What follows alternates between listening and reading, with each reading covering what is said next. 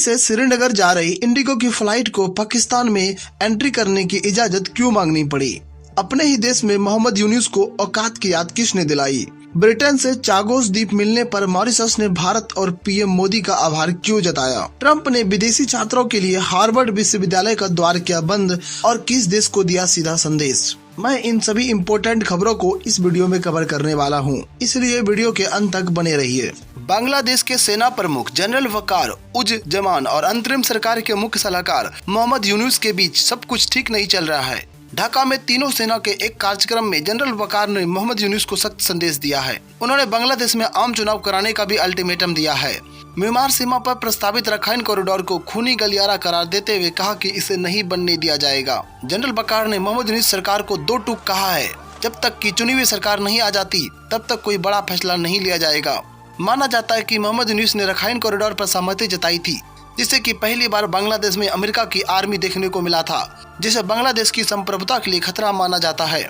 General वकार की चेतावनी के बाद बांग्लादेश की अंतरिम सरकार ने रखाइन कॉरिडोर पर यू टर्न ले लिया है।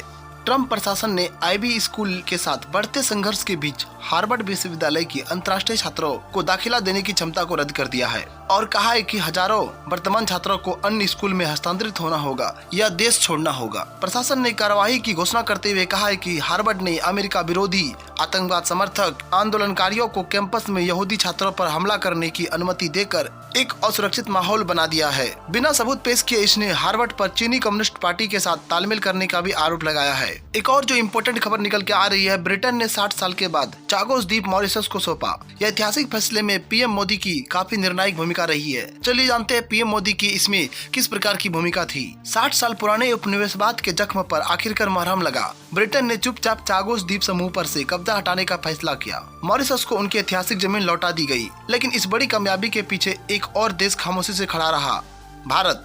हमारी तरफ से प्रधानमंत्री नरेंद्र मोदी की भूमिका निर्णायक रही। हालांकि बिना शोर शराबे के गुरुवार को ब्रिटेन और मॉरिशस के प्रधानमंत्री कीर स्टामर और नवीन राम गुलाम ने डिजिटल समारोह में उन समझौते पर हस्ताक्षर किए। इसी के तहत चागोस द्वीप समूह, जिसमें रणनीतिक रूप से अहम डिएगो गार्सिया भी है, मॉरिशस को सौंप दिया गया। इस सौदे को ऐतिहासिक बताते हुए मॉरिशस ने भारत के प्रधानमंत्री को धन्यवाद कहा।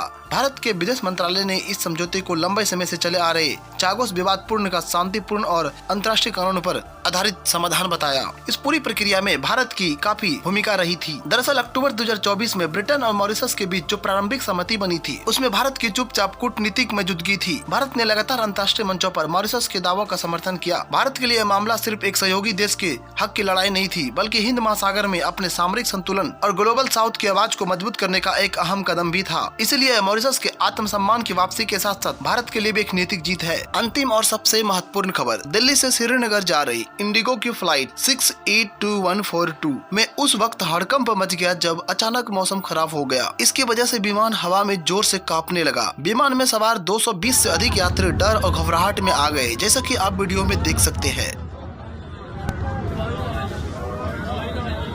लेकिन पायलट ने इस परेशानी से बचने के लिए लाहौर एयर ट्रैफिक कंट्रोल से कुछ देर के लिए पाकिस्तानी हवाई क्षेत्र में एंट्री करने की इजाजत मांगी थी। हालांकि सूत्रों ने बताया कि भारतीय पायलट के इस अनुरोध को अस्वीकार कर दिया गया था। टर्बुलेंस के दौरान मुझे लगा कि जिंदगी खत्म हो जाएगी। टर्बुलेंस के दौरान यात्री काफी दहशत में नजर आए। टीएमसी सांसद सागरिका घोष ने कहा, यह मौत के करीब का अनुभव था। मुझे लगा मेरी जिंदगी खत्म हो जाएगी। लोग चिल्ला रहे थे, प्रार्थना कर रहे थे, घबरा गए थे। जब विमान सुरक्षित उतरा तो उसके आगे का हिस्सा बुरी तरह से क्षतिग्रस्त हो गया था। हम सभी ने पायलट को धन्यवाद दिया, जिन्होंने हमें सुरक्षित पहुंचाया। वर्तमान में घट रही महत्वपूर्ण घटनाओं को हम वीडियो के जरिए आप तक लाते हैं। आप इस चैनल को सब्सक्राइब करके हमें सपोर्ट कर सकते हैं। धन्यवाद।